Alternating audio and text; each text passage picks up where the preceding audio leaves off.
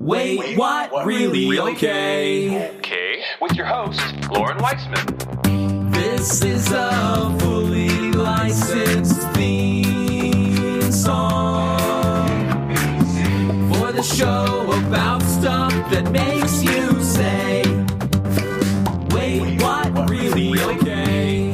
Okay. This is Loren Weisman. This is the brand messaging podcast, Wait, What Really Okay? And this episode is titled Amplified Authentic Opinions and Intelligence to Consider. We've come into a time, and this is not just in recent years, it's over decades, where opinions have been shifted and pushed into facts. And at the same time, some weak opinions where somebody feels personally very strong about them, they flip the switch and all of a sudden the subjective becomes objective. Now, take it one more step. We can buy, and we have bought, and this goes on the spectrum of products to services to message to missions to beliefs. We can buy opinions. And we've lost that sense sometimes when we're listening. Many times in the newspapers, it was an op-ed, an opinion editorial.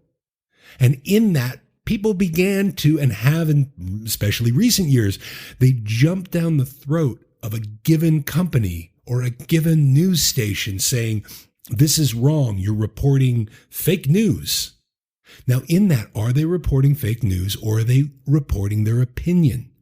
Are they finding themselves in a time right now where with that blurry line, with that toxic communication, that opinions are seen as facts, and because they're seen as facts, it is turned into a massive mess?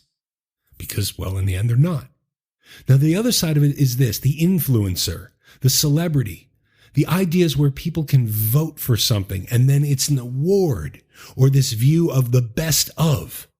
And that's what it's supposed to be. And that's what it originally was, the best of this newspaper or the best of this company. It doesn't make it the absolute best. Art is opinion. Food is opinion. Music is opinion. Why do we need to, and it's for many of us, not all of us, why do we need to get so incredibly offended? And why do so many people need to shift and push opinions over to the level of facts? We can take an authentic stance. We can respect and have an argument, a debate, a disagreement about opinions without all of a sudden saying that, well, your opinion is this, so you suck. You're terrible. You're an awful person. It's gotten insane. It's gotten insane on social media. There's a quote, and I tied it into the content of this podcast, where I am an advocate that social media is not toxic. I don't see it as being toxic at all. I see aspects of people making it toxic.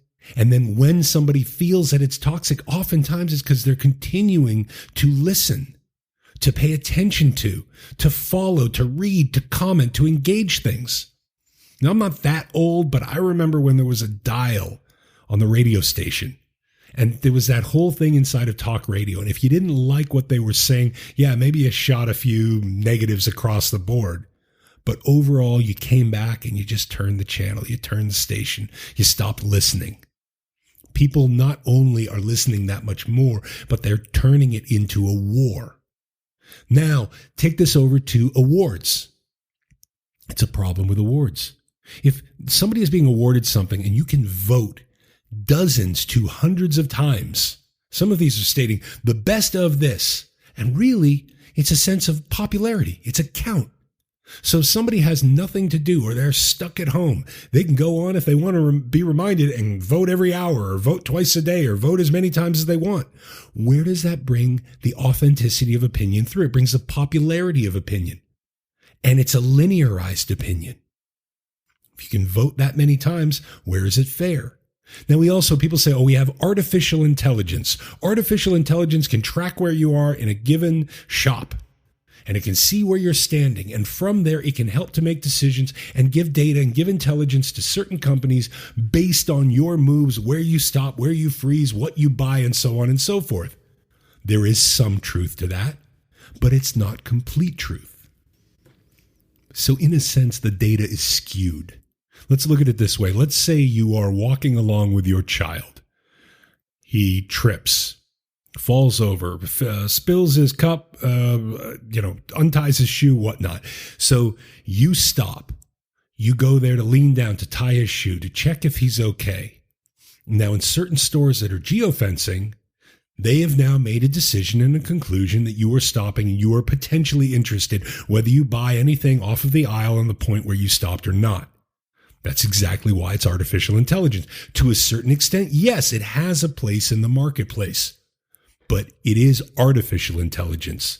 It's not authentic intelligence.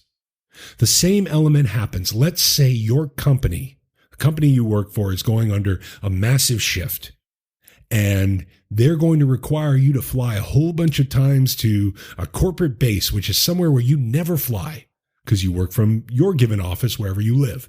So now, for a period of, let's say, 6 weeks, you have to do a whole bunch of back and forth.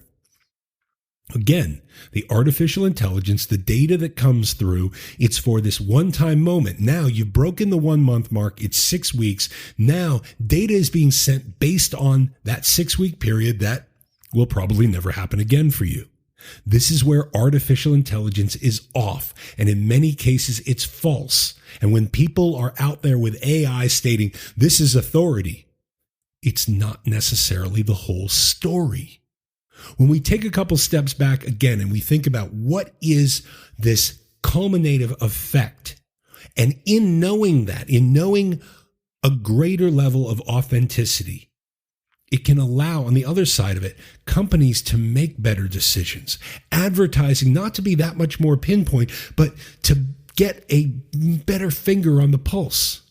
Because beyond the skewed thing of you traveling, let's say 6 weeks to Omaha, or bending down in front of a product inside of a Target-style store that you never plan to buy anything from, there's the other side where focus groups can be focused to give the answer of the individuals that are looking for it. Focus groups are never clean. At least most aren't. When we used to do certain focus groups in Los Angeles, New York, Boston, wherever, we could go after it. It was, we're going to get information. If we wanted information, we knew how to format that focus group. You could always insert someone. You could insert someone attractive if it was an attractive woman, if it was more men. There were elements in the ways that you could skew, adjust, and falsify data to get the answers of what you want to push it through. And not necessarily saying the sale isn't going to work, because we pay influencers. As a whole, we're paying certain influencers. They have X number of followers, and so we're going to pay them to say what they like. And it's cool because there are some new influencers coming up that are saying, you know what, I do want to get paid, but I'm not going to touch anything I genuinely don't stand behind. And I really applaud that. It's a rarity, but I applaud it greatly. Now, in the same way inside of the music business, record labels, managers, music investors, music moguls have spent a lot of time working the system. And some of them in a very authentic way, some of them in not so authentic ways, to try to find out things, to build and create trends. And yes, trends can be created. Hit songs can be made in the studio with the marketing plan behind it to figure out how this will go out, how it will attack the audience. That viral, out of nowhere success, more often than not, there was a success plan behind it.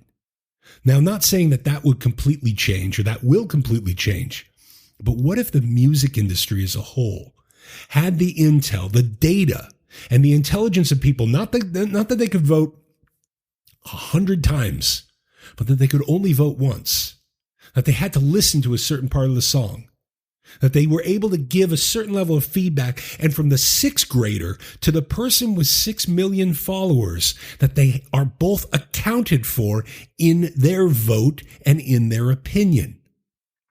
All in all, we've lost that authentic aggregation to popularity. It's this idea of we're going to put this in front of an influencer. We're going to create this tone. We're going to receive this. We'll push this kind of marketing. We'll get this person to like it. We'll get that person to like it. And I'm not saying that's necessarily going to stop, because it's not.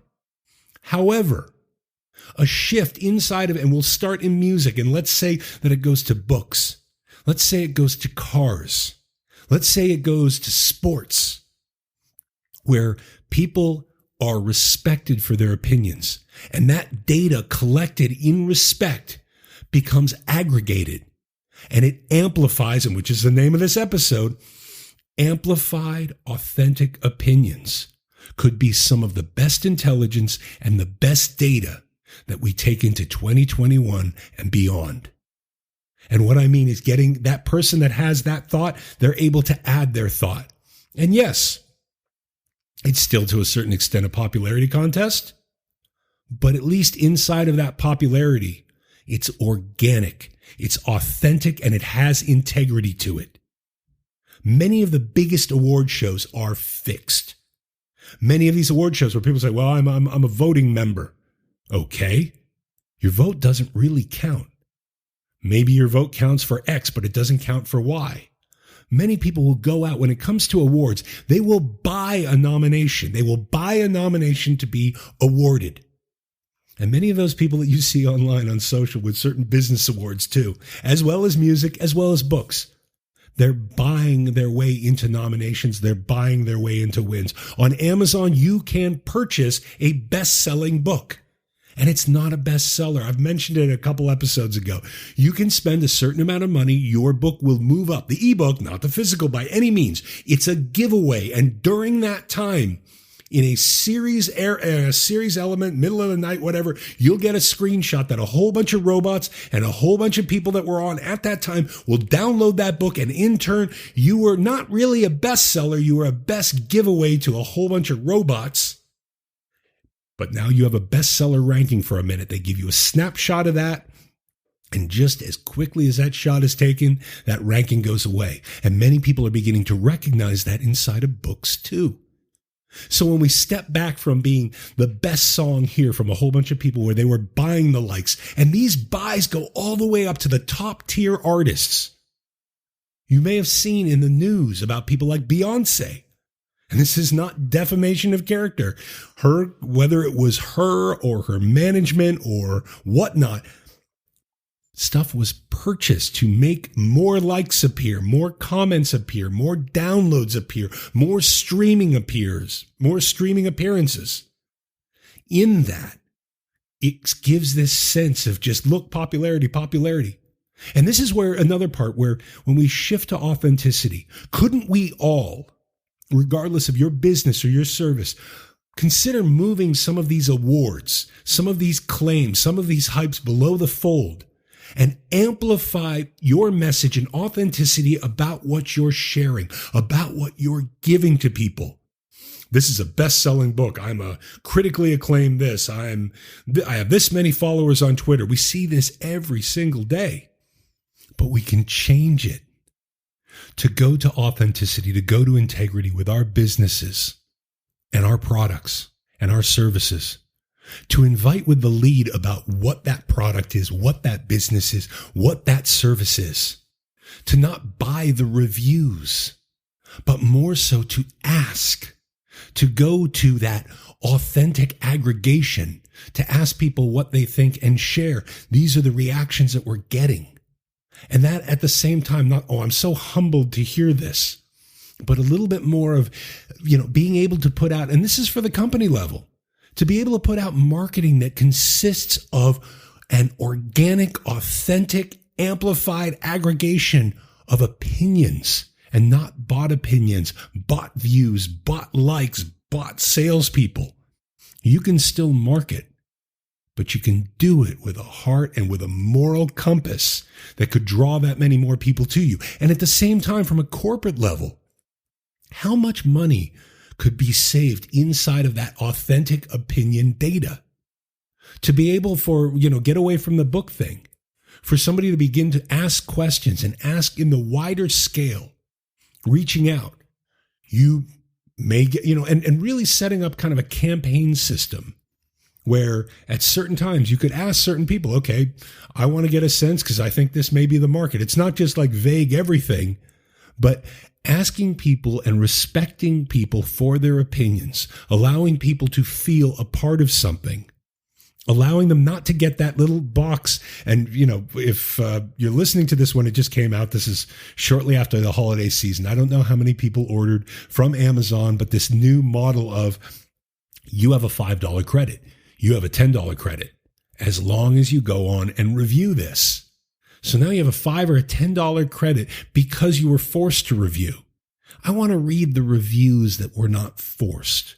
I want to hear the opinions of people of what they genuinely think, and they were not set to say this is that.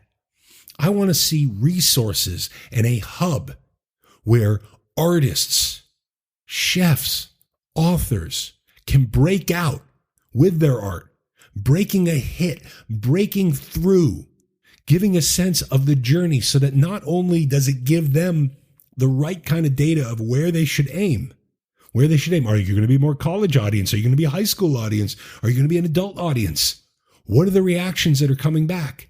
Yes, there are focus groups. There's all sorts of stuff out there, but the authenticity is oftentimes shoved down for the popularity.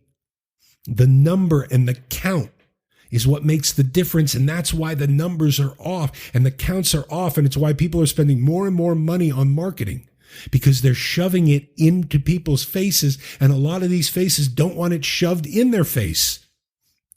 Flip the switch.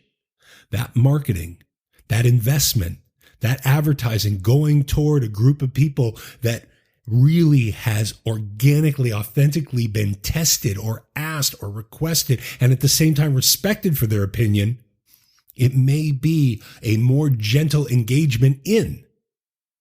I think this is a two-way thing. I think there's an aspect of this organized aggregator of authentic opinion being just as great as it respects the individual, the consumer. But what a wonderful tool for companies, for products, for services that want to take the step to choose authenticity, to choose integrity, and to not try to hype something to put it in a certain direction that in the end may end up sending them in the wrong direction to the wrong audience. I believe aspects of the popularity card are going to die out to a certain extent. I believe that we're coming into a time that people are starting to see through the hype. This past year, from the quarantines to all of that, some of the light shows, the laser, the smoke, the stuff on stage, what people were able to do, some of that's been revealed, unmasked for what it isn't, for the lack of truth. And I believe from music to the arts, to books, to products, to services, the authentic message and an understanding of the authority of data that comes from an authentic opinion could be everything, could be the nourishment of these companies and the respect to the people that are sharing to get that authentic message. I know I've said the word authenticity or authentic a dozen times, if not more. Okay, more.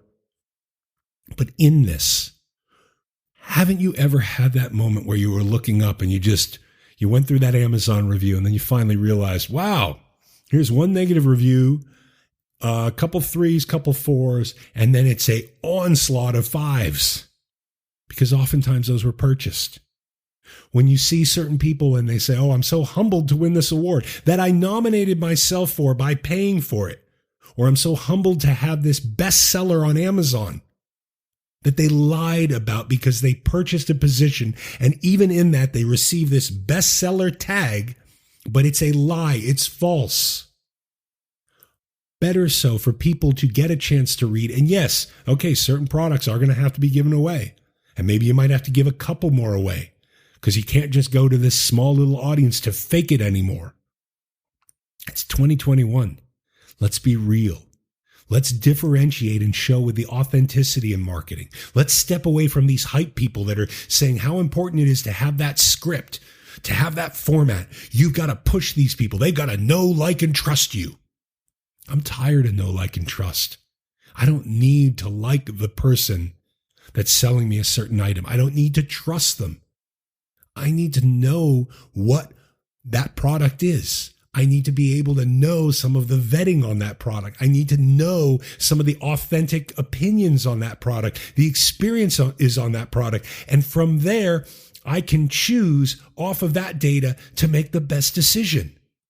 You could be the coolest guy in the world, the coolest girl in the world. I don't really care about liking you. And a lot of people are starting to step away from that. It's coming to a place of authenticity. It's coming to a place of integrity. And we're hungry for it. I believe we're hungry for it. I believe we deserve it. I believe that we're at a time where it's not about spotlighting someone for popularity, but more so spotlighting a person, a book, a song, a record, a vehicle, whatever else you can think of, a restaurant, a product, a project, a service. Because it's true to heart, and it's not someone that just went in and 5-starred it and said, this is the best. But someone with the authenticity and the subjective opinion to say, it's the best, and it's the best to me, and here's why. A game that ends in the hype of popularity that can be purchased, and we flip the switch to this authentic aggregation of information that serves as the best data for the arts, that serves as the best data for products, that serves as the best data to get a pulse of what people are thinking, what they're really thinking. Because a lot of people are afraid to say what they're thinking these days. Wouldn't it be beautiful to, in the culmination, in the respect of people and their opinions, in the deflecting or the muting or the nulling or the turning down of all the hype, the popularity, and the false stuff to try to create this presence, that we amplify authenticity, that we amplify authentic opinions, and we derive data and decisions and what we share and how we share it based off of that. Instead of going to the latest motivational sales pitchy 2-minute scripty template, you need to do this on LinkedIn. You need to do that on TV. You got to do this on radio. Here's how you do this. Here's how you do that. We come back into the half-truth, expired truth, false truth, and no truth examples of engagement. When we aggregate authentic opinion and we amplify that, we are respecting the individuals who feel like their opinions matter, who will take the time. It's not begging someone, don't forget to 5 stars, don't forget to do this, don't forget to do that. But more so, we'd love to know what you think. And here's a place, or here's some places you can go where your opinion is taken into account and not just counted. And then the culmination of that gives the best data, the best intelligence, and the best understanding so that brands, companies, products, services, from the music moguls to the authors to the publishing companies to the car dealerships to even inside of sports, can get their finger on an authentic pulse of what's beating, what isn't beating, how it's working, how it's not working. And it's not dirty. It's not nulled. It's not turned down. It's amplified with authenticity to deliver the authority data that I believe we're all hungry for, and I believe we deserve, and I believe based off of that, it could make marketing, it could make messaging, it could make advertising cleaner, crisper, full of greater integrity, and at the same time, that much more enjoyable to experience and learn about new products, new songs, new books, new cars, and in a way that doesn't feel so toxic and doesn't feel so forced. I believe in taking these steps even on the smallest levels or the biggest levels could make social media a little bit more social. It could make marketing a little bit more engaging. And it could make learning about all of these different products, all these different services, and most about all these different people, what they authentically want, don't like, don't like, and really how they feel. That's the podcast. That's my rant for today. My name is Loren Weisman. This is the Brand Messaging Podcast. Wait, what really okay? This episode was titled Amplified Authentic Opinions and Intelligence to Consider. I hope you consider some of these things, and more so, I hope you find that there was a little bit of intelligence in this rant. Have a good one. Wait, what? Really okay? Okay.